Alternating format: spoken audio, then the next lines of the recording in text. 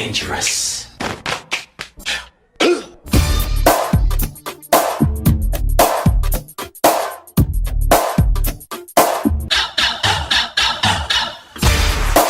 She came at me.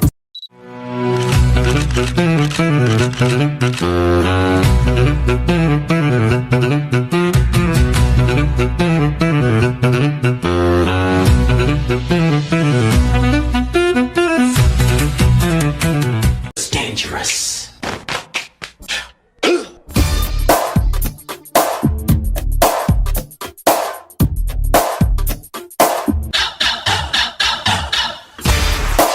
She came at me.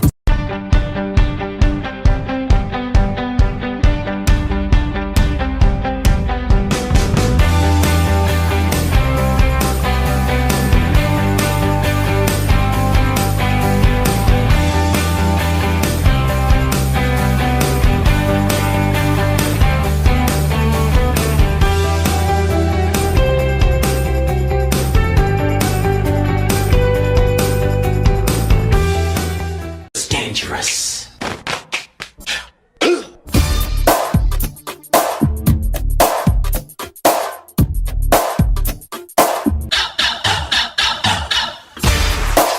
She came at me.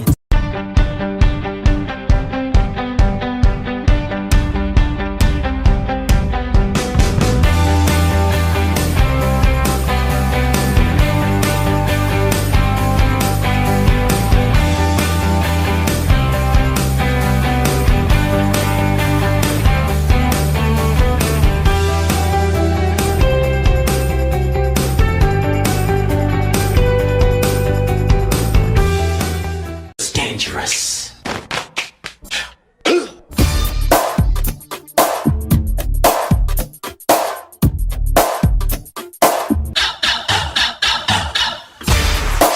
She came at me.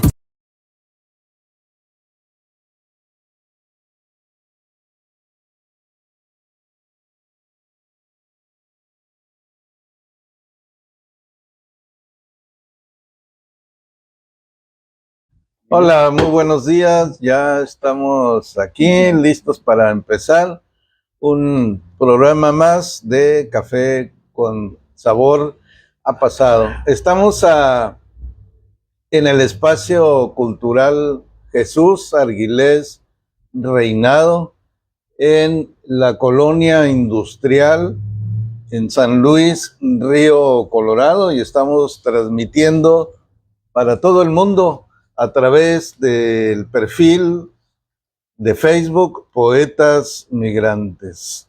Qué bueno que se están sumando a nuestra transmisión. Estamos haciendo tiempo para que a usted le llegue la notificación de que ya empezó la transmisión y que se sumen a nuestro diálogo. La Sociedad Histórica Centenario de San Luis Río Colorado y el Espacio Cultural Jesús Arguilés tienen el honor de invitarlo, de aceptarlo a esta sección número 51 del programa Café con Sabor a Pasado. El próximo miércoles va a ser de aniversario, 52 semanas, quiere decir un año. Un año de que empezamos a hacer este programa, y yo recuerdo que programamos algo sobre el río Colorado, una película para el río Colorado, que como le batallamos, finalmente la pudimos ver, pero pudimos disfrutar de esta película del río Colorado. Hoy tenemos como tema el Consejo de la Crónica y el Archivo General del municipio de San Luis Río Colorado. Doctora Karina Arguilés Díaz, buenos días. Buenos días, maestro. Y está también Muy acá buenos don días, Beto y como Figueroa. siempre, agradecido con ustedes por invitarme. Gracias a ustedes. Y está acá también mi papá, don Pablo Cuen Murrieta, que se estaba acordando hace un momento de Lorenzo de Monteclaro y la temporada en que vivió por acá antes de ser famoso por acá trabajó en el Ejido Lagunitas, a ver si al rato nos platica de eso. Listo. Pues ahora hablaremos, nuestra charla de hoy tiene como objetivo reconocer la importancia histórica y cultural de los reglamentos municipales del Consejo de la Crónica y del Archivo Histórico, aprobados ambos en el año 2018, pues no hace mucho tiempo. Así es, garantizar la preservación del patrimonio documental de la ciudad fue nuestra intención cuando en el año 2017, el año del centenario de la fundación, expusimos ante el alcalde Enrique Reina Lizárraga la necesidad de establecer los protocolos para organizar, proteger y consultar los testimonios vitales sobre la fundación de San Luis. Don Beto se ha de acordar porque por ahí nos vimos, don Beto, en los festejos del centenario. Así Y es. fue entonces cuando propusimos, tuvimos eco con el alcalde, mandó estos reglamentos a Cabildo, se aprobaron, se publicaron en el boletín oficial del gobierno del estado y ahora son ley. Doctora. La idea es que los documentos históricos, físicos y digitales que existen no se pierdan, ni se deterioren o se destruyan, que se establezcan reglas para su consulta, al mismo tiempo que se estandaricen los procesos de la administración pública municipal, todo bajo las reglas de la Ley de Archivos para el Estado de Sonora. Correcto, es muy importante porque los legajos, los envoltorios con el archivo municipal andaban por todos lados en diferentes oficinas. Yo recuerdo alguna vez haber visto en la oficina de turismo, hay una especie de bodega que queda justamente detrás de las escalinatas del gimnasio, porque tenían esa forma ahí había llenos de polvo muchos paquetes de papel y pregunté que eran parte del archivo histórico. Hay la leyenda, algunas personas comentan que alguna vez fue incendiada una especie de raca, una batanga con papeles que eran del archivo histórico, en fin, hay muchas teorías. Muchas personas pudimos ver cómo mucho tiempo en la parte norte de Palacio Municipal, la parte donde está la Secretaría del Ayuntamiento, había una especie de barrotes de allí sosteniendo el edificio con el riesgo de que se cayera porque el archivo es manejado por la Secretaría del Ayuntamiento, es el encargado de su custodia y de tantos archiveros, tanto papel, pues tenían miedo de que el edificio se cayera por todo eso. Hay que proteger toda esa documentación y en ese sentido se hizo la propuesta y nos escucharon. El reglamento del Consejo de la Crónica es vital porque institucionaliza la preservación de la identidad local, la memoria histórica y el patrimonio cultural del municipio. Este marco normativo asegura que la recopilación de datos, tradiciones y hechos contemporáneos no queden al azar, sino que sea una labor continua y estructurada. Y luego creo que tenemos lo de los eventos, pero eso después, ¿verdad, doctora? Así es. Yo tengo aquí algunos datos que tienen que ver con estos dos reglamentos. En principio, es muy positivo que San Luis Río Colorado tenga un reglamento para el archivo, porque antes no lo había. Hoy, si se dan cuenta, para meter un oficio, antes uno iba a presidencia y de ahí se derivaban a las demás oficinas. Ahora no, hay que ir en la planta baja, hay una oficina donde entran todos los documentos y luego ya de allí pues se van a la oficina que tenga que ir. Recordemos que hoy no todas las oficinas, no todas las dependencias municipales están en Palacio. La mayoría yo creo que ya están afuera porque no hay el espacio suficiente en el actual Palacio Municipal para que todas las dependencias estén allí. Y entonces se ha trabajado un poco en ese sentido del archivo histórico. Vamos a... Ojalá y se digitaliza todo eso ya para que quitar tanto papeleo, tantas cosas, ¿verdad? Hoy oí precisamente un anuncio del registro civil donde dicen que ahora ya se puede pedir por internet digitalizado los papeles y son autorizados. Porque antes, si no traían el sello de la oficina, no valían. El cajero daba un papel de registro, pero no tenía validez. Se veía como una identificación, pero entre una oficina, porque le faltaban la firma y las sellas. Ahora ya no, ahora se está digitalizando y lo puedes sacar uno por internet. Así de fácil. Para empezar, ya no debe solicitarse en todas partes y a cada momento una copia sellada del acta de nacimiento, porque yo pienso que con la CURP, la oficina donde uno va a presentar la documentación, con que presente uno la CURP, ellos pueden entrar al sistema y ver si efectivamente es el acta que corresponde, ¿no? Entonces, es puro sacadero de dinero, pues, ¿no? Como en la escuela, por ejemplo, sales de quinto y presentaste un acta, y luego en sexto otra acta. Sí, pues no. Debe ser, dicen ellos, actualizada, dicen ellos, ¿verdad? Cuando pues no tiene nada que ver un acta, a veces sí viene sellada y viene todo, ¿no? Pero ellos dicen actualizada, de un mes atrás, ¿no? Vamos a hablar primero del Consejo de la Crónica, de cómo es el procedimiento para elegir al cronista de la ciudad.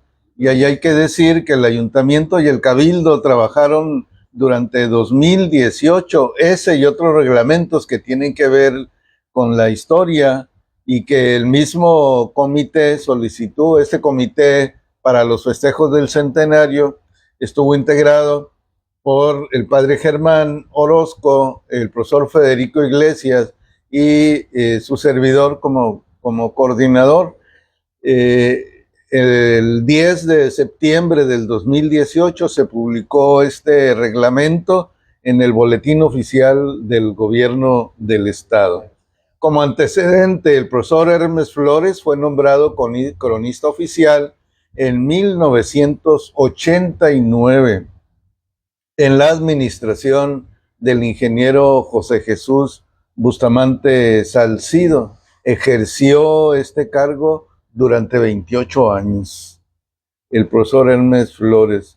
En ese año falleció, el año del centenario, el 2017, falleció el único cronista que ha tenido San Luis Río Colorado, el profesor Hermes Flores, motivo porque el ayuntamiento en ese momento vigente se apuró a tener listo el reglamento antes de que terminara su administración, y así fue, de manera que pues primero se fue a comisiones, luego al pleno del ayuntamiento, se aprobó, y luego tenía que seguir su camino hasta enviarlo al boletín oficial del gobierno del estado para su publicación, y una vez publicado, que fue el 10 de septiembre del 2018, ya se convirtió en una ley. ¿Cuáles son las bases jurídicas para establecer un reglamento del Consejo de la Crónica? Pues en primer lugar, el artículo 115 de la Constitución. No me dejará mentir aquí la futura abogada, que es el artículo de la Constitución que tiene que ver con la organización de los municipios. En este caso es la fracción tercera, párrafo primero de la Constitución Política de los Estados Unidos Mexicanos, el artículo 115. Y luego también otra base es la Ley General de Gobierno y Administración Municipal del Estado de Sonora, particularmente el artículo 89, fracción 9 y 10. Y esta ley de la Administración Pública Municipal ya establece más en particular cuáles son las atribuciones y cuáles las obligaciones de los ayuntamientos del Estado de Sonora. Y luego también este ordenamiento está basado en la Ley de Fomento Cultural y Protección del Patrimonio Cultural del Estado de Sonora, particularmente del artículo 19. Esas son las bases jurídicas bajo las que Secretaría del Ayuntamiento trabajó junto con los regidores para redactar este reglamento. ¿Para qué un reglamento del Consejo de la Crónica? Bueno, pues para organizar el funcionamiento de este mismo consejo. Se tiene que establecer cómo va a funcionar. ¿Qué sucedía antes? Bueno, pues era, ¿cómo se puede decir? Era el presidente municipal en turno quien podría decidir quién era el cronista de la ciudad, y entonces por eso Bustamante eligió al profesor Hermes, y luego otros presidentes lo ratificaron, pero hubo uno en especial con el licenciado Guillén Medina que lo desconocieron. Entonces no había una reglamentación en que basarse, no había una reglamentación municipal en que basarse para que el alcalde supiera que estos puestos son vitalicios, son por siempre. ¿Y él lo desconoció? Sí, y él lo desconoció. Y luego ya vino pues otra administración, ya con Enrique Reina. Él estaba así medio resentido y no se acercaba mucho. Fue hasta los festejos del centenario que lo comenzamos a invitar, lo comenzamos a jalar. Pues tú eres el cronista. Sí, pero no hay apoyo. Pues vamos a platicar con el presidente, él quiere reactivar esto. Y yo me acuerdo que yo estuve con ellos platicando, pero desafortunadamente al poco tiempo falleció el profesor Hermes. Entonces el reglamento sirve para regular el funcionamiento, en este caso del Consejo de la Crónica, porque fue la propuesta que le hicimos al alcalde, que en lugar de un cronista fuera como en otros municipios. Por ejemplo, en Mexicali son creo que 3 cronistas, Sí. entre ellos Marisabel Verdugo Fimbres, conocida sanluisina, aunque ella nació en Mexicali, y vive allá, pero vivió, bueno, tiene familia aquí, pues, ¿no? Y radicó mucho tiempo y estuvo en la escuela aquí también. Así es. Y entonces, para evitar esas situaciones que se daban antes, le pedimos que se creara un reglamento del Consejo de la Crónica y que en lugar de ser un cronista, fuesen varios. ¿Qué es lo que sucedía? Bueno, que el profesor Hermes Flores era citado a las reuniones estatales de cronistas, que se reúnen cada determinado tiempo, y a veces no iba, y de repente pues llamaban y decían, es que el maestro no viene, y no viene, y no viene, que ya no es el cronista, o qué pasa. Y entonces pedían que asistiese alguien. Y entonces, en ese mismo tiempo del centenario, le pedimos al presidente que le pusiera 2 coadyuvantes, 2 personas para que asistieran a estas reuniones cuando él no pudiera, cuando él no quisiera, pues que hubiera estas 2 personas ayudantes. Y en ese momento, pues se nombró a profesor Federico y a la profesora Mojardín para que le ayudaran al profesor Hermes Flores. Fue lo que se hizo, pero todavía estábamos sin un reglamento en el cual se pudieran basar los alcaldes para hacer estas designaciones. ¿Qué se requiere para ser integrante, para ser cronista o integrante del Consejo de la Crónica? Bueno, pues tener vocación de servicio y vocación de oficio, es decir, que le guste la historia. Debe elegirse y designarse entre los de mejor perfil, esto dice el reglamento. Debe ser conocedor del municipio, conocer a su gente y sus personajes. Debe trabajar diario, es decir, ir escribiendo los sucesos acaecidos en su comunidad. ¿Cómo se integra el Consejo de la Crónica? Se integra por 5 miembros coordinados por un cronista, elegido de entre los integrantes. El coordinador permanecerá en el encargo 2 años únicamente y luego entre los mismos designarán al siguiente y así para que sea rotativo. Los integrantes del Consejo de la Crónica serán nombrados a propuesta del presidente municipal con carácter de vitalicio y podrán ser removidos por retiro o por no cumplir con sus obligaciones. Es decir, si no se encarga de llevar la crónica del Puede ser día, removido en cualquier momento. así es, puede ser removido por flojo, ¿no? Porque no le interesó el encargo o porque falleció, porque ya no quiere encargarse de eso por su edad o por lo que sea, ¿no? Pero es así a propuesta del presidente municipal, eso dice el reglamento. Ellos, los 5, son nombrados por el presidente y luego se reúnen entre ellos y designan al coordinador, que dura nada más 2 años en el encargo de coordinador, pero sigue de cronista, Sí. nada más que entra otro coordinador. Requisitos para ser cronista: ser mexicano, residente del municipio, no ser servidor público en ese momento, haber publicado o tener trabajo sobre la región, tener amplios conocimientos sobre temas de la crónica y haber participado en la promoción y difusión de la historia y la cultura del municipio. A ver, vamos a ver, por ejemplo, la doctora Arguilés, que está aquí conmigo, es mexicana, califica, es residente del municipio, Sí, califica, no es servidor público. no. Haber publicado o tener trabajo sobre la región. Eh, Tiene trabajo de investigación, en particular sobre su familia. Tener amplios conocimientos sobre temas de la crónica y haber participado en la promoción y difusión de la historia y la cultura del municipio. Efectivamente, igual, pues, don Beto también es mexicano, que yo sepa no ha adquirido la nacionalidad soy francesa. gracias a Dios.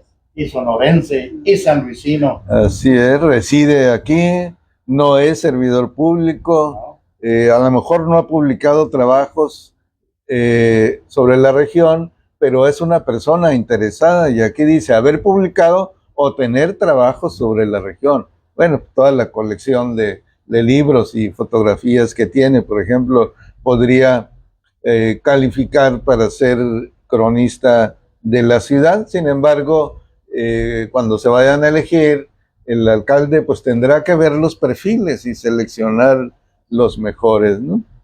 ¿Cuáles son las obligaciones de un cronista? Emitir opiniones que le soliciten sobre aquellos temas relacionados con la historia del municipio. Por ejemplo, hoy tenemos 2 fechas, tal vez hasta 3 o 4 acontecimientos importantes que sucedieron un 15 de julio.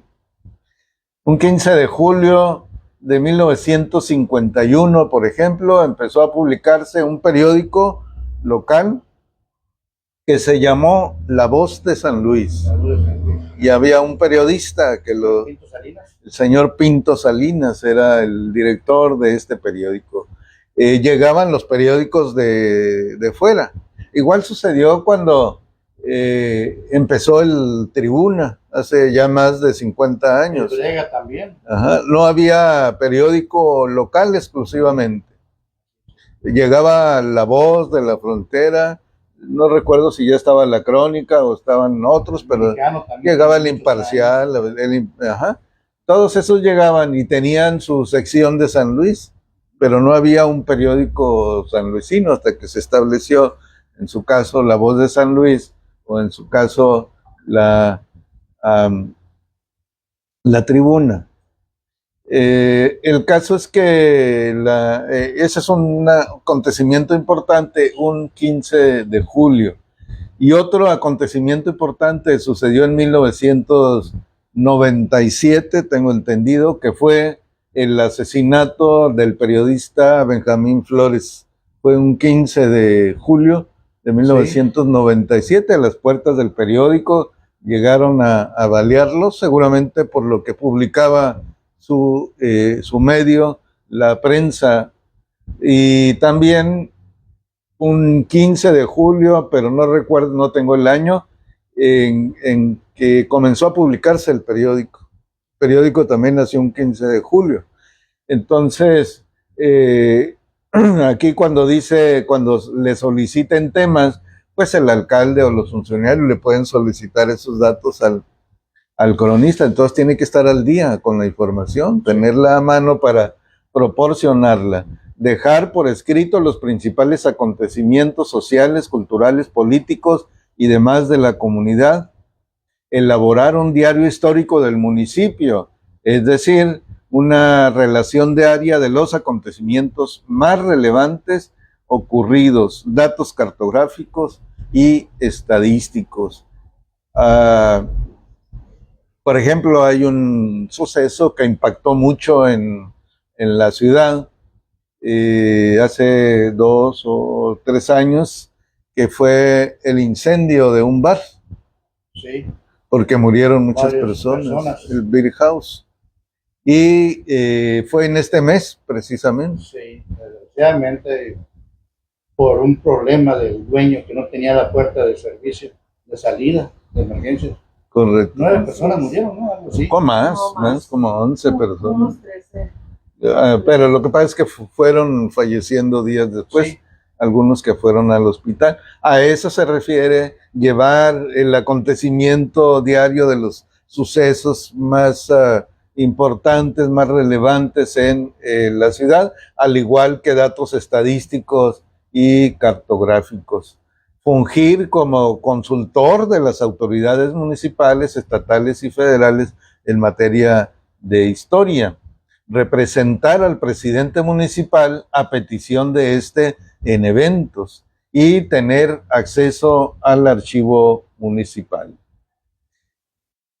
Y luego tenemos la Ley de Fomento a la Cultura y Protección del Patrimonio Cultural del Estado de Sonora.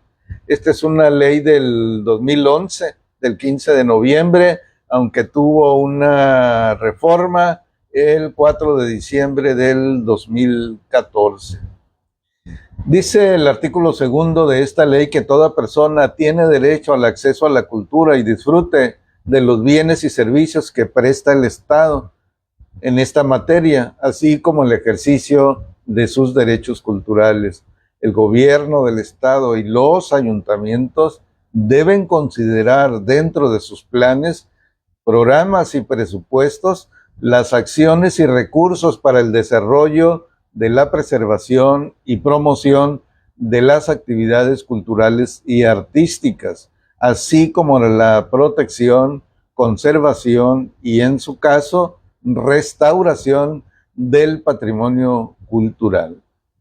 Dice aquí, deben considerar dentro de sus planes, y ahorita vamos a ver qué es lo que se considera como protección, conservación, restauración del patrimonio cultural. ¿Qué es lo que podría ser patrimonio cultural de los sanluisinos? Por ejemplo, el Colegio Quino, ¿no? Es un edificio Sí.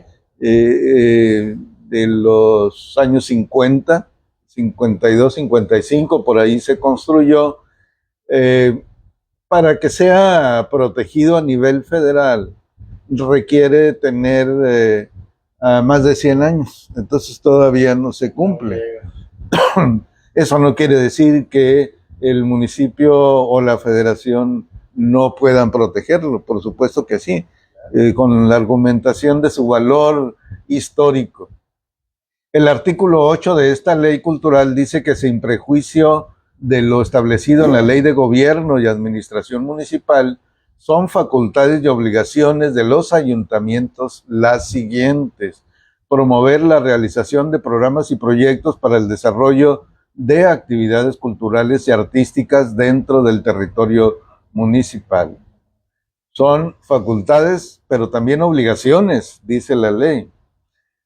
Preservar, promover, fomentar e impulsar la investigación de las manifestaciones artísticas y culturales propias de sus ferias, tradiciones, realizar el censo cultural y artístico municipal, editando monografías e impulsando el establecimiento de bibliotecas, videotecas y museos comunitarios. Eso dice el artículo 8. Establecer casas de cultura, centros de promoción cultural y artístico de acuerdo a la capacidad del ayuntamiento como punto de encuentro y centros de actividad que impulsen la promoción, difusión, así como la creación artística y la investigación cultural e histórica de los municipios. Y haría un acto aquí porque no sé si tenemos comentarios. Parece que estoy viendo en la pantalla ya Sí, que hay. sí puedo decirlos, es la doctora Patricia Robles Payán, desde Nogales. Dice, muchos saludos, desde Nogales muchos saludos a todos y felicidades por el programa. Dice un comentario, le agradezco mucho el comentario hacia mi persona, dice, la doctora Karina Aguilés sería una excelente cronista para San Luis Río Colorado. Ha realizado una gran labor consistente y con permanencia sobre los acontecimientos en San Luis y su región. Pues me falta mucho, doctora, me falta mucho, estoy en el aprendizaje de la historia, estoy en el aprendizaje aquí con los que saben, pues sería un honor para mí, aquí me capacitaría, pero ojalá que se viniera una convocatoria por parte del municipio, por parte de regidores, ¿verdad? Que se haga, yo no quiero, pero si me proponen, pues entraría, claro, a la convocatoria, porque estamos muy abandonados a nivel de esa forma. Se puede perder la identidad, es cierto, se están destruyendo edificios, tienditas, no sé, casas, casonas, que son parte del acervo histórico de esta ciudad. Y está muerto desde que murió el maestro Hermes Flores. Creo que ya no. Hay algunos que lo propusieron, ¿verdad? Pero nunca lo ratificaron. Muy bien, de las obligaciones también de los municipios está en coadyuvar con las autoridades federales y estatales en acciones de vigilancia, salvaguarda, protección y difusión del patrimonio cultural en el estado, así como en su conservación y restauración. Así que si el día de mañana llegasen máquinas a intentar destruir el edificio del Colegio Quino, por ejemplo, aquí la autoridad municipal tendría bases jurídicas para ir a parar ese intento. Promover y difundir información acerca del patrimonio cultural existente en el municipio. Proponer al Ejecutivo del Estado la declaración de patrimonio cultural sobre algún bien que esté ligado a la historia del municipio de que se trate. Es decir, los ayuntamientos le proponen al Ejecutivo del Estado, al gobernador, decir, este edificio quiero que se declare patrimonio cultural, y viene toda la argumentación. ¿Cómo se hace esto? El gobernador lo manda al Consejo Estatal para la Cultura y las Artes, como sucedió recientemente en las últimas reuniones. Me toca ser integrante de este Consejo Estatal para la Cultura y las Artes, y el gobernador nos mandó una propuesta para designar patrimonio cultural de la humanidad lo que sería la ruta de las misiones del Padre Quino. Y entonces esto ya lo aprobamos en el Consejo Estatal para la Cultura y las Artes, y esto está en camino. Después de toda su aprobación acá, pues tiene que irse a nivel nacional y luego a nivel de la UNESCO. Sería muy interesante seguir los pasos del Padre Quino, conocerlos. Así es. Porque pues sabemos muchas anécdotas de él y todo, pero no tenemos una eficacia de cuáles fueron las misiones que él fundó. fundó. Así es. Expedir los reglamentos de su competencia que tengan por objeto normar, fomentar el desarrollo y fortalecimiento de las actividades culturales y artísticas del municipio. Otorgar premios, reconocimientos o estímulos a las personas, grupos e instituciones públicas o privadas que se hayan destacado en la promoción, preservación, difusión e investigación de la cultura, de las artes y el patrimonio cultural del municipio. También es facultad y obligación ordenar y ejecutar la suspensión provisional de las obras que pongan en riesgo bienes que integren el patrimonio cultural del Estado en auxilio de la autoridad competente. A esto es a lo que me refería hace rato, que llegan las máquinas a destruir un edificio que es histórico. La autoridad municipal puede ordenar la suspensión de esas obras en auxilio de la autoridad estatal o del Instituto Nacional de Antropología, a quien le corresponda. ¿Qué pasaría si el dueño de esa propiedad, él desea tumbarla? Así es. ¿Qué pasaría? Tenemos esta ley como argumento jurídico de nuestra parte para demandar que no sea derribada. Entonces se irá a tribunales y los tribunales decidirán quién tiene la razón. ¿Puede adquirir el gobierno de esa propiedad? Así es, así es. Por ejemplo, ese edificio estaría muy bien para que allí quedase el archivo histórico. Exactamente. Y ahorita vamos a ver qué es el archivo histórico, porque no solamente son los papeles, son muchos otros objetos más que deben estar resguardados. Constituir órganos de apoyo en la coordinación y ejecución de los programas culturales artísticos municipales y los demás que le otorgue la ley. El artículo 19 de esta ley dice que el Instituto de los Municipios, cuando dice el instituto se refiere al Instituto Sonorense de Cultura, dentro del ámbito de sus respectivas competencias, desarrollarán las acciones necesarias para investigar, conservar, proteger, fomentar, formar, capacitar, enriquecer y difundir el patrimonio cultural en todas sus manifestaciones. Obviamente requiere mucho trabajo de difusión. Para el logro de dicho objetivo se coordinará con los museos, universidades, archivos, bibliotecas y demás organismos de la sociedad civil y grupos étnicos en lo general.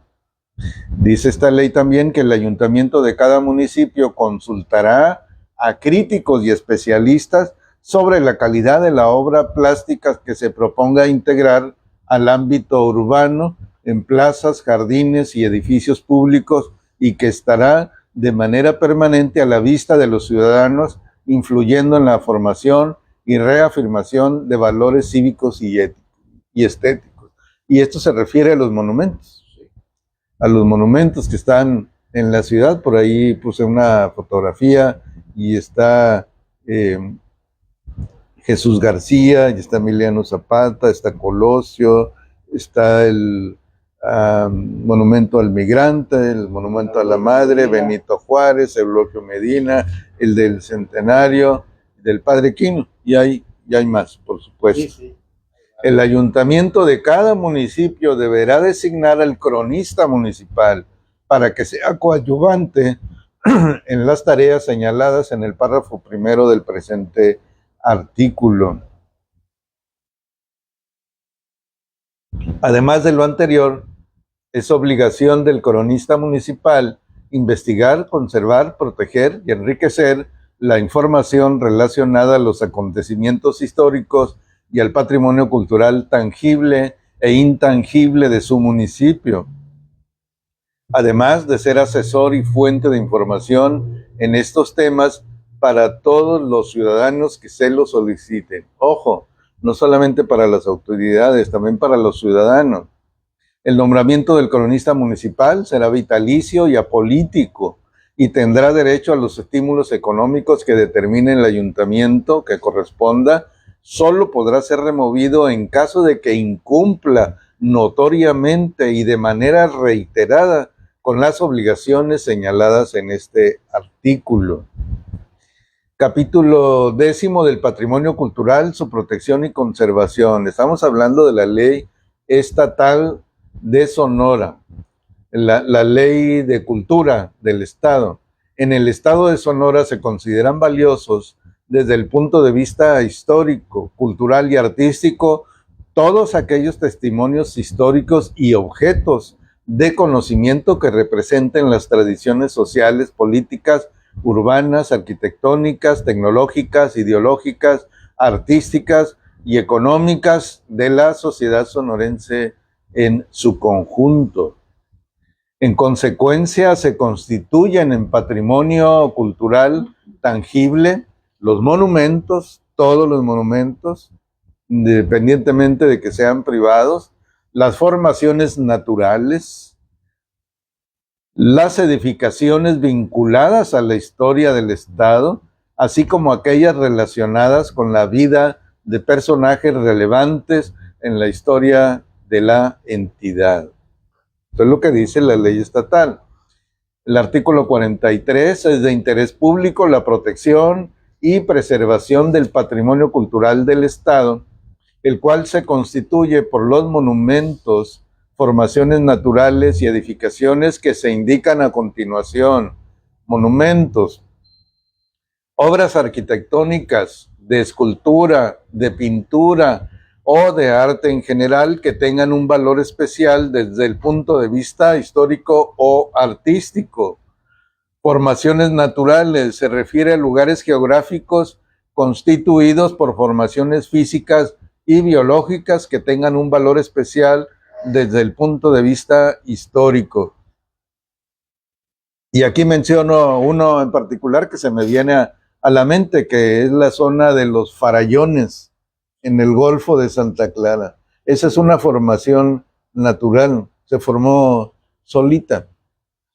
Y hay allí, o hubo quizá vestigios históricos, ahí fue encontrada una petrificada, una tortuga gigante. Y hay la historia de que vinieron de muchos lugares de Estados Unidos a llevarse objetos, cosas, figuras, ¿no? ¿Café, don Beto? Estamos tomando cafecito, estamos comiendo pan, Y se que dice nos la está tortuga brindando fue aquí a Hermosillo, ¿verdad? Se fue a Hermosillo, sí. Sí. Habría que ver dónde está y en qué condiciones. Construcciones aisladas o reunidas que por su arquitectura, unidad e integración con el paisaje tengan un valor desde el punto de vista de la historia, el arte o de la belleza natural.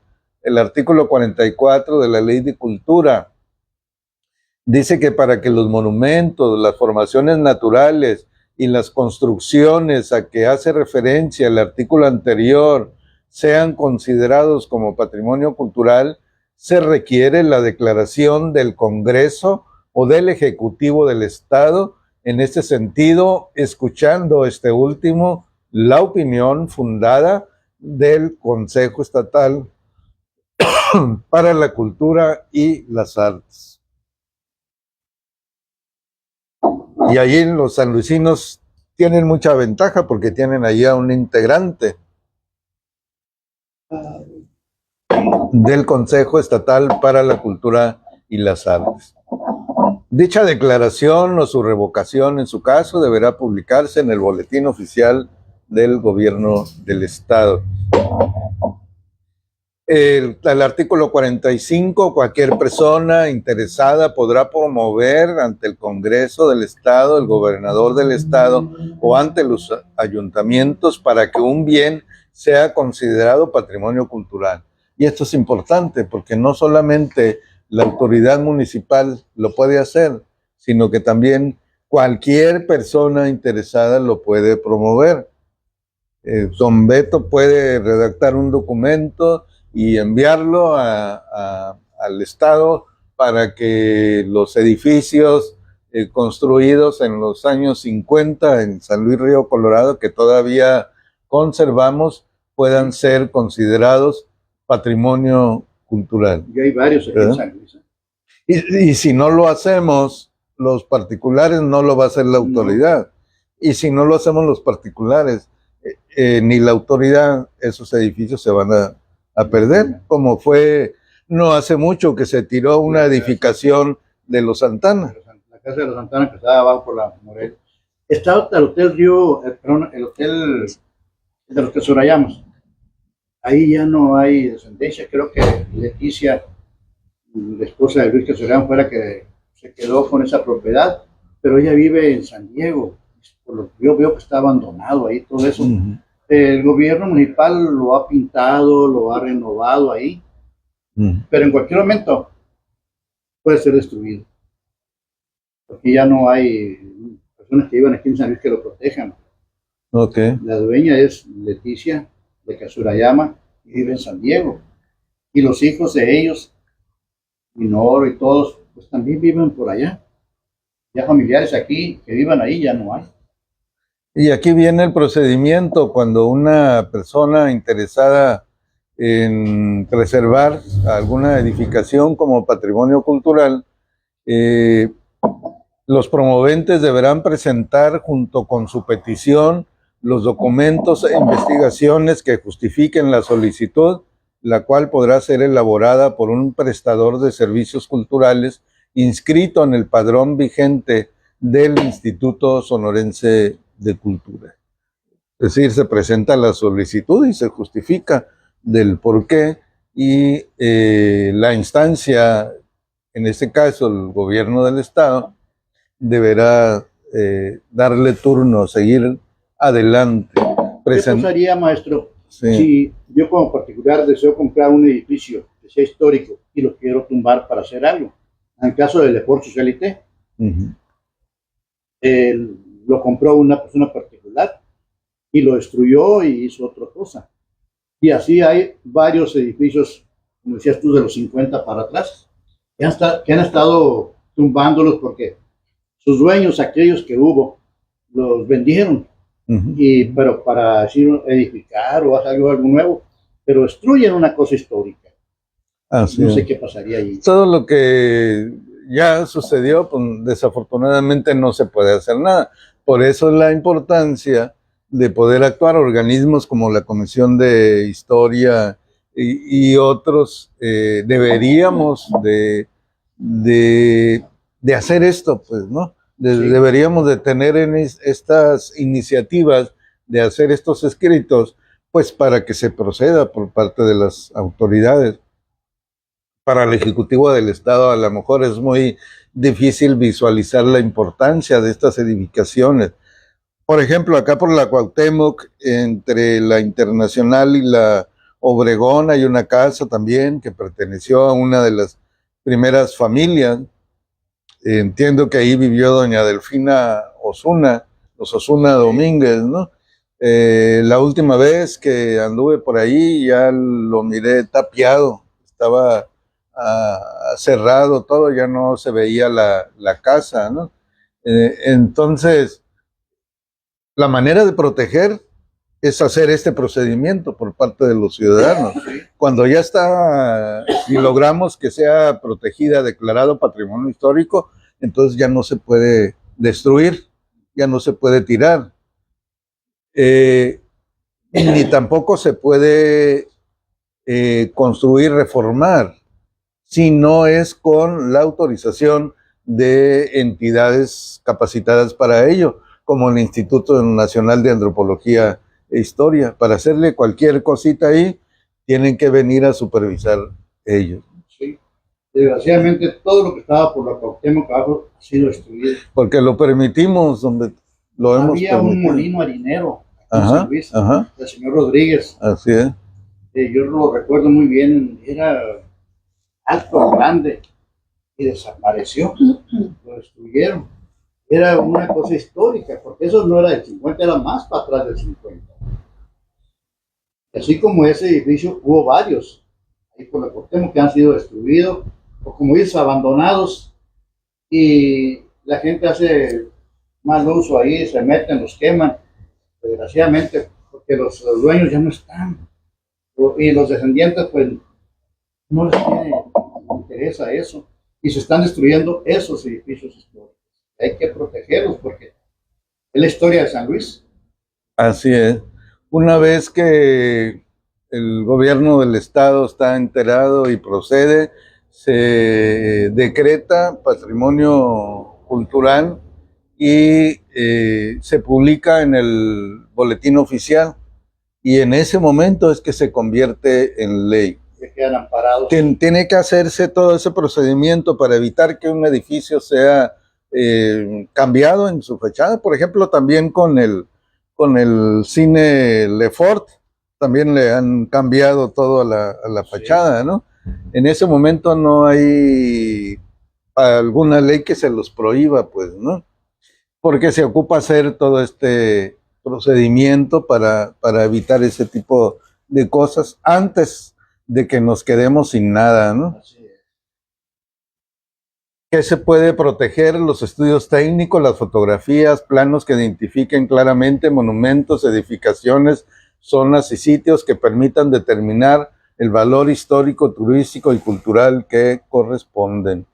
Me voy a ir un poco más rapidito. Hasta aquí ya hemos aprendido que nuestra ciudad cuenta con un reglamento de cronistas aprobado en el 2018, que el reglamento establece que deben nombrarse 5 cronistas a propuesta del alcalde. Entre ellos deben escoger a un coordinador que durará en el cargo 2 años, debiendo votar de nueva cuenta en 2 años por otro coordinador. El nombramiento de cronista es emérito, que para ser cronista se requiere ser residente, no ser servidor público, tener publicaciones o investigaciones al respecto y ser propuesto por el alcalde en turno. Entre los derechos figura el de recibir apoyo para la realización de su encargo y entre las obligaciones el funcionar como asesor de las autoridades en materia de historia. Sabemos que desde el 2012 existe una ley de cultura del estado de Sonora que establece la obligatoriedad de las autoridades estatales y municipales de apoyar las actividades artísticas y culturales, así como la protección, conservación y, en su caso, la restauración del patrimonio cultural, que el Estado y el municipio están obligados a coadyuvar en las acciones de vigilancia, salvaguarda, protección y difusión del patrimonio cultural del Estado. Todo eso sabemos ya. También que los ayuntamientos pueden proponer al Ejecutivo la declaración del patrimonio cultural sobre los bienes con historia en el municipio, que pueden los ayuntamientos ordenar y ejecutar la suspensión provisional de las obras que pongan en riesgo bienes que integren el patrimonio cultural en auxilio de la autoridad competente. Todo eso hemos aprendido. Sí. Ahora, se aprobó también en el 2018 un reglamento para el Archivo General del municipio y dentro de este Archivo General viene una sección que es el Archivo Histórico. ¿Comentarios, doctora? Está el maestro Martín Silva, saludos. Al abogado Sotero Nafarrete está viéndolo, gracias por estar aquí. A Josefina Álvarez de Doña, saludos a todos.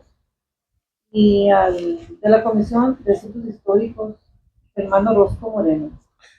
Muy bien, las bases jurídicas del reglamento del Archivo General del municipio están también sustentadas en el artículo 115 de la Constitución Política de los Estados Unidos Mexicanos y también en la Ley General de Gobierno y Administración Municipal del Estado de Sonora, particularmente en el artículo 89, y en este caso en la Ley del Archivo Público del Estado de Sonora. Este último es diferente con el el Consejo de la Crónica.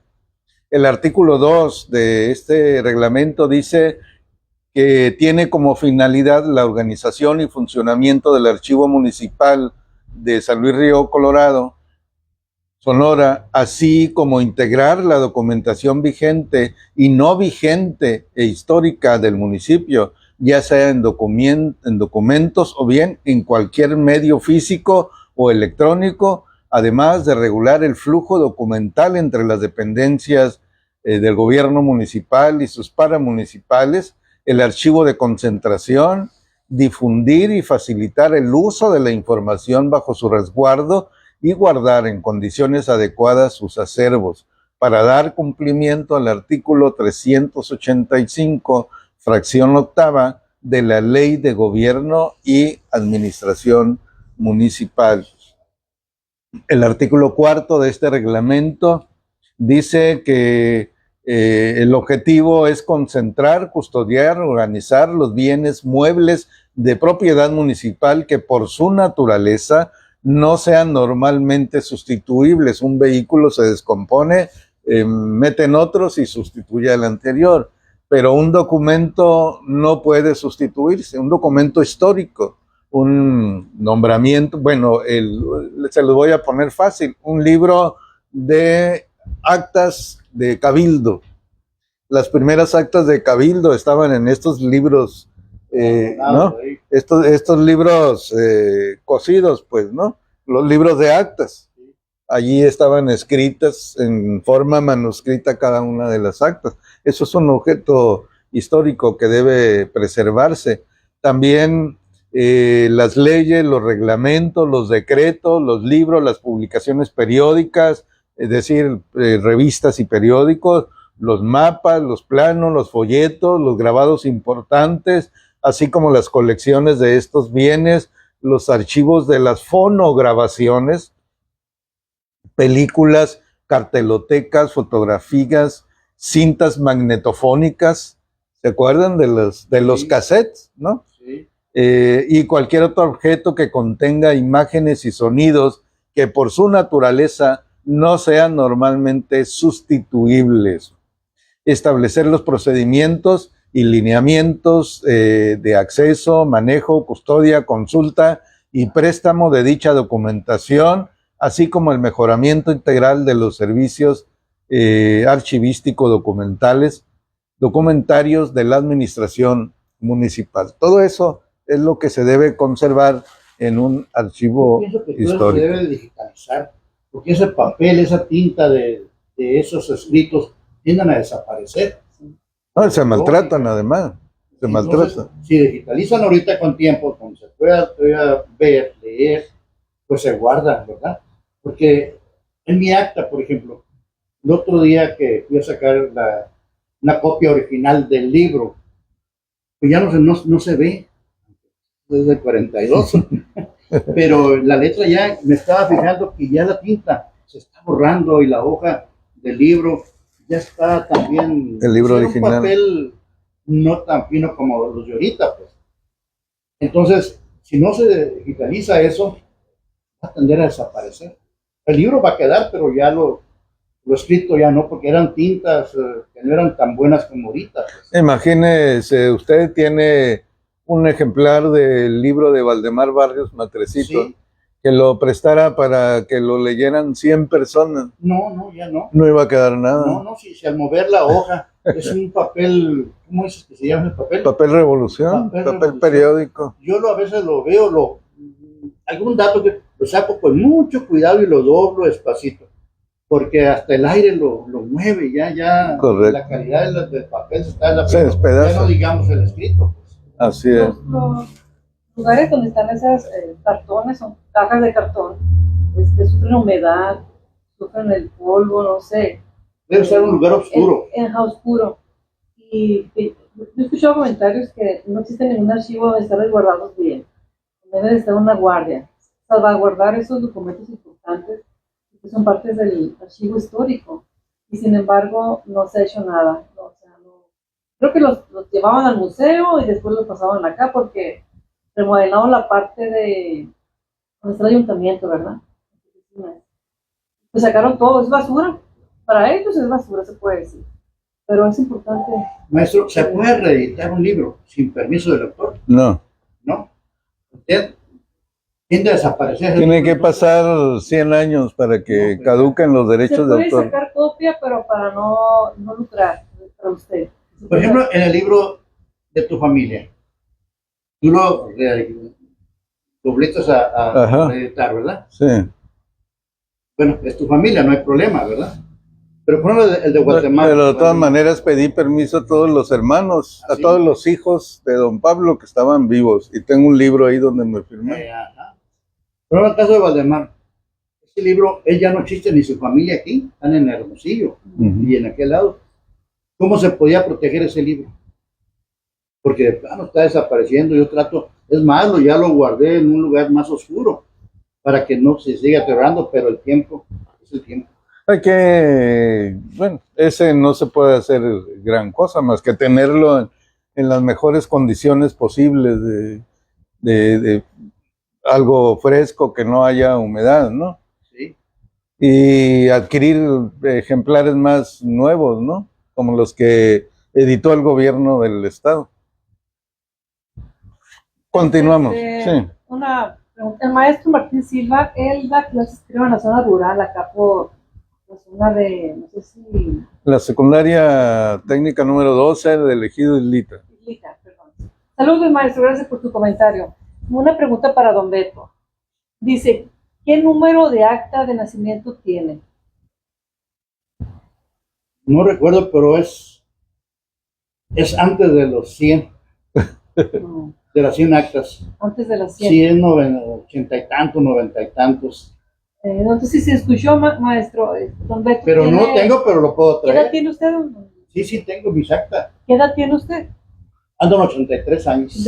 Ahí viene el nombre mejor, Nacido ¿no? aquí en San Luis. Viene el número. Sí. Pues le dejamos encargado eso también. Ah, sí, para la Sí, próxima viene. reunión que tengan ustedes. Yo creo que tarea para todos también. usted, Y maestro. estoy activo, con mucho gusto vengo. Y les también, traigo la copia del libro original. también tener el acta de... Ah, pues sí nació aquí, ¿verdad? Sí, sí, Vale. sí, sí. Y le voy a traer mi acta también, para mirar. Y dice del libro 1. Así es.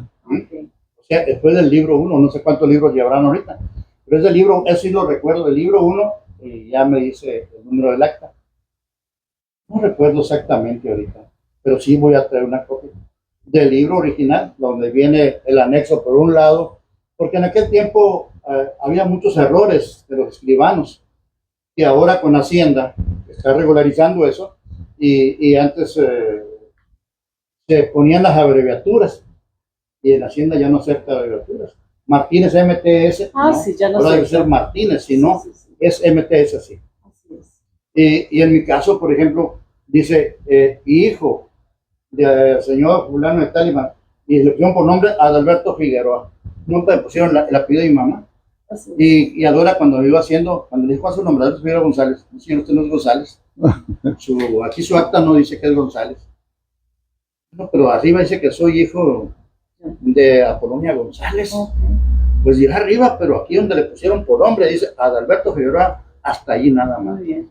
Hay que ponerle un anexo, ¿cómo le llaman? El anexo ese por un lado.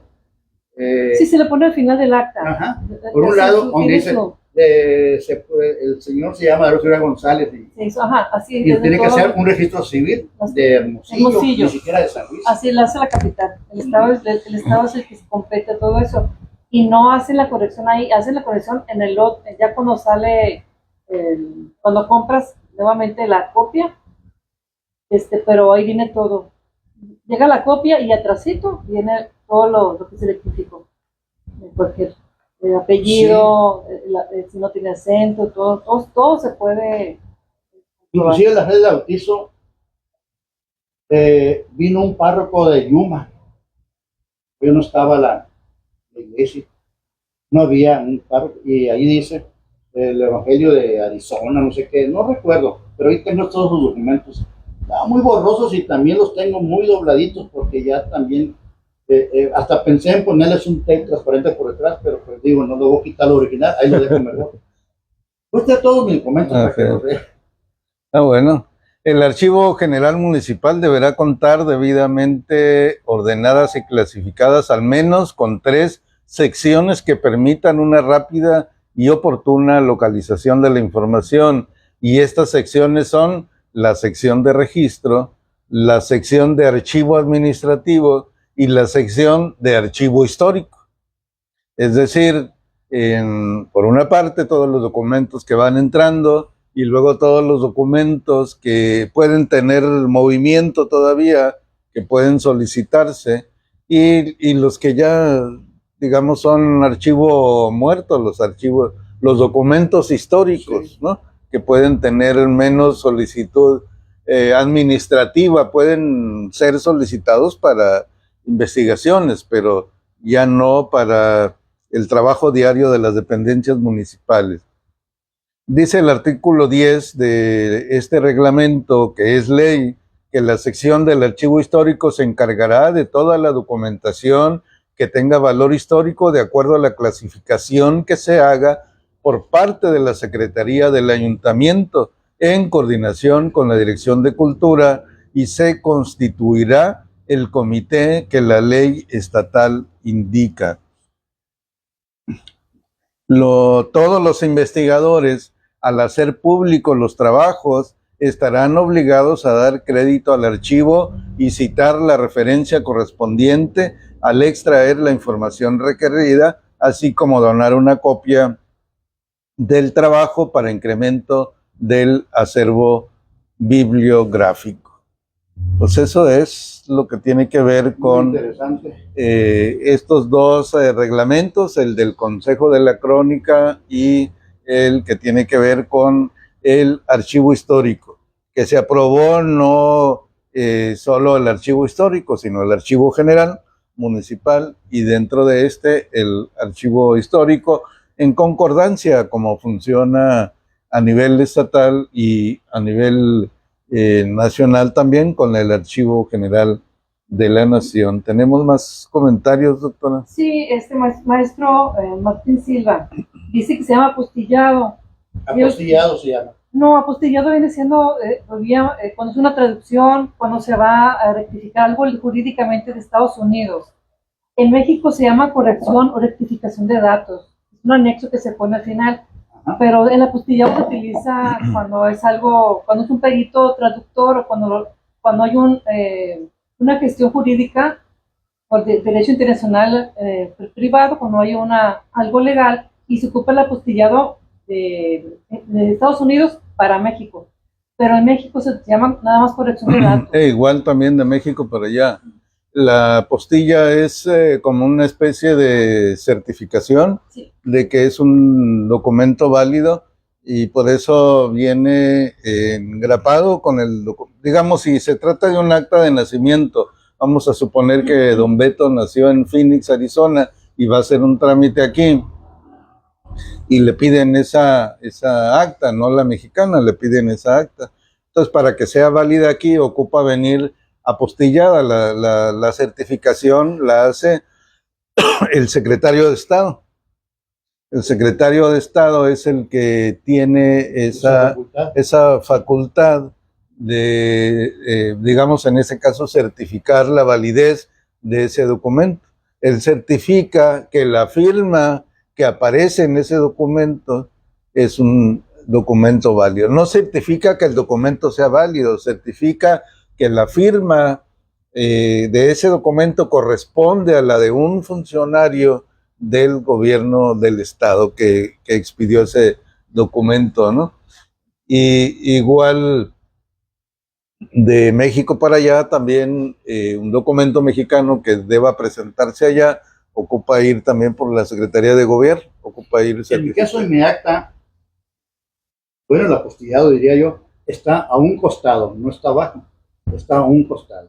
Y para hacer eso, lo hicieron en Hermosillo. O sea, Aquí en el registro civil, ¿no? Se mandó, o tuve que ir, y lo debe hacer un licenciado para que tenga validez. Yo batallé porque quise hacerlo aquí y me dijeron que no, tenía que ir a Hermosillo y un licenciado tenía que hacerme unos apostillados. Dicen que es, ¿cómo dijeron? Se llama. esas reglas cambian, a lo mejor ya cambiaron. Corrección, pero el apostillado viene siendo, lo hace un perito traductor, pero debe ser, o si no, un perito traductor no tiene que ser un abogado. Sí. No tiene que ser un abogado, una persona que se especialice, que tenga la gestión en Estados Unidos. Pero el apostillado sí es para trámites que se hacen. Aquí en el registro civil lo ponen como apostillado. Yo sí, así me dijeron a mí. Hay que ser un apostillado a un costado voy a investigar del eso. libro. Porque en el libro debe estar esa apostillado. Y luego ya de ahí sacan una copia, una fotocopia del libro original. Y ya es cuando ya tiene validez. Y esa copia debe estar sellada también para que tenga validez. Yo batallé un poquito porque tuve que ir hasta Hermosillo para eso. Y mi hermano Juan tuvo que ir hasta Tijuana. Esto se llama digitalizado. La digitalización entró, ves que ahorita las actas de nacimiento tienes que sacarla 3 meses se vence. Si te vas a hacer un trámite, si la tienes de 6 meses ya no sirve, tienes que sacarla. Porque te pide, el acta de nacimiento está digitalizado, tiene su QR, tiene otros elementos que vienen allí, pero ese viene siendo la digitalización, es lo que está registrado en el RENAVE, en otras plataformas a nivel nacional, Pero pues me deja de tarea buscar si ese apostillado aquí también se le llama. porque- El nombrecito. El nombrecito, no, sí, hay que saberlo, porque sí, no quiero tener esa duda. Maestro, ya estamos en el tiempo de las 11, no sé si terminó.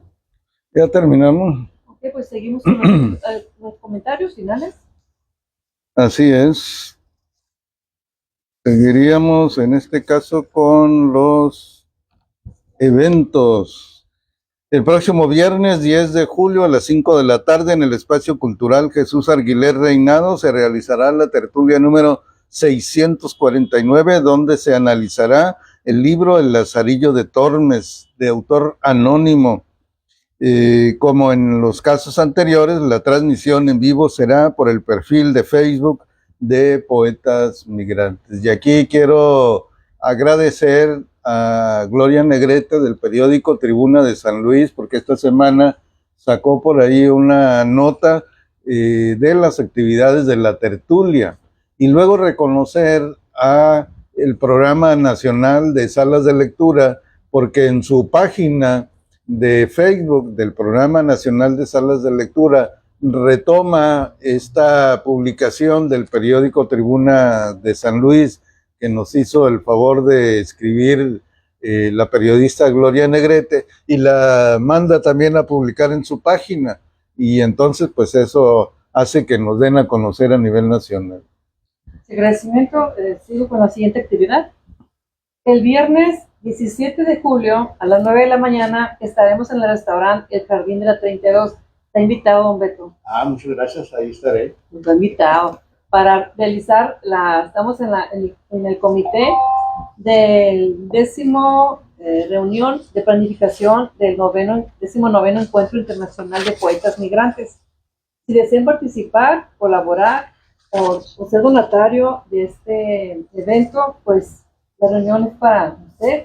Esperamos ahí, si no, pues para disfrutar un desayuno rico y platicarse un cafecito y la convivencia, porque ya se acerca el festival y ya tenemos personas del interior de la República y también extranjeros de fuera apuntados para este evento que será virtual y también presencial.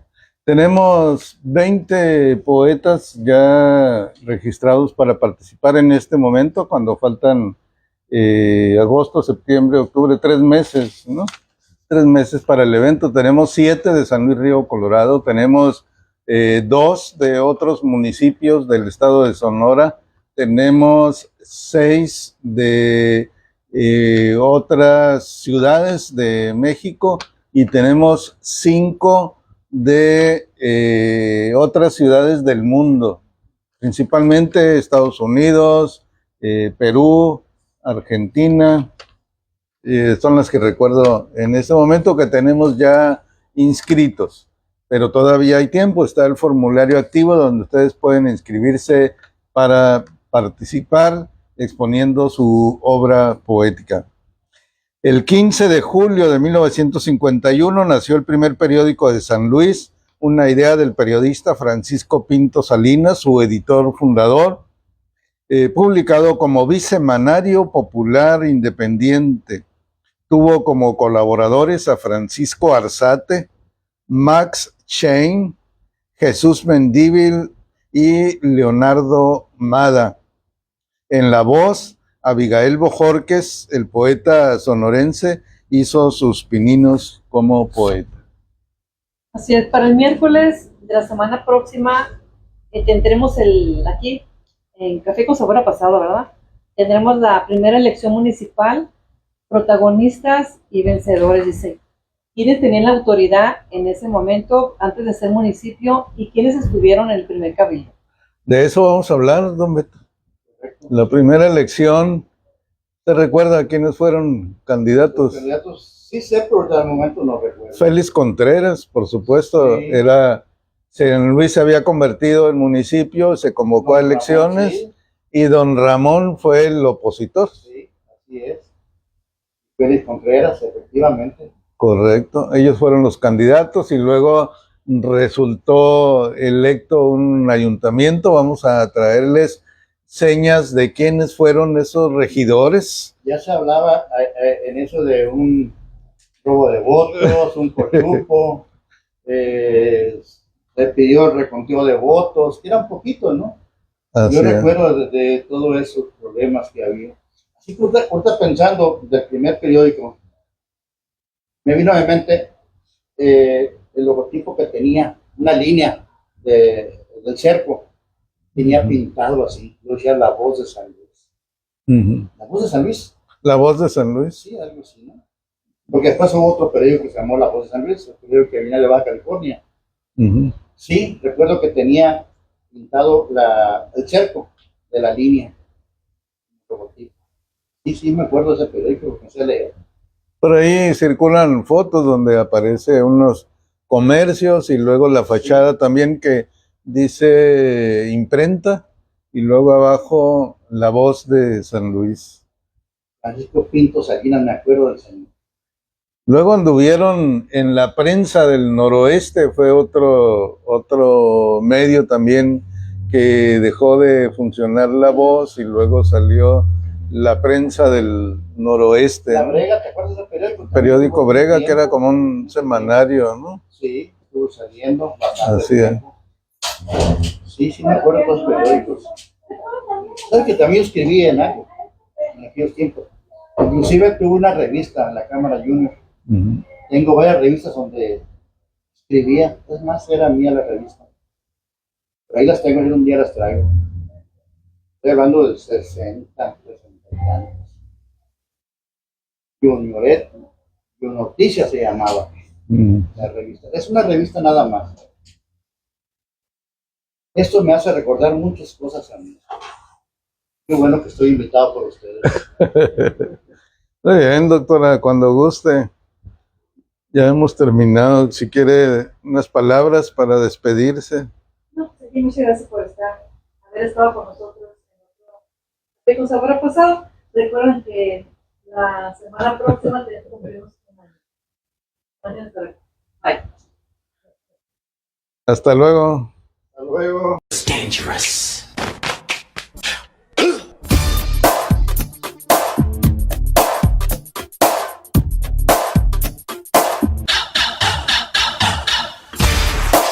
She came at me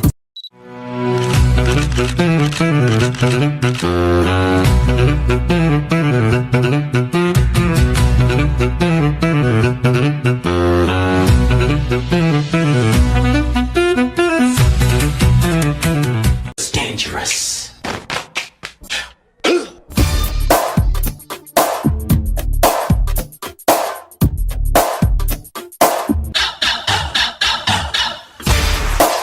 She came at me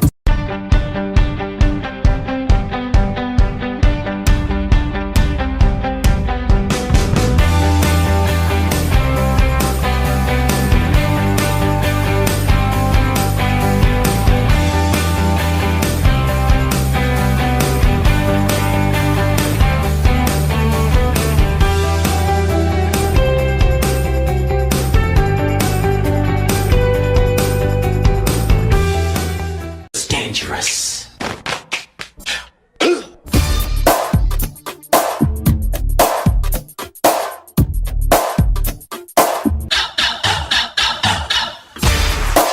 She came at me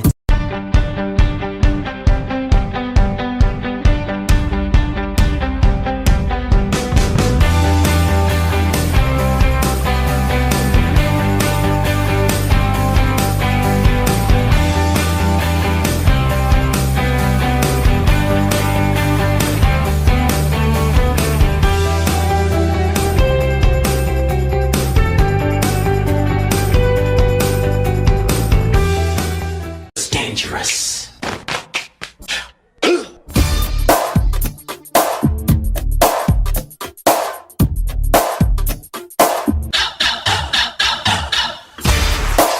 She came at me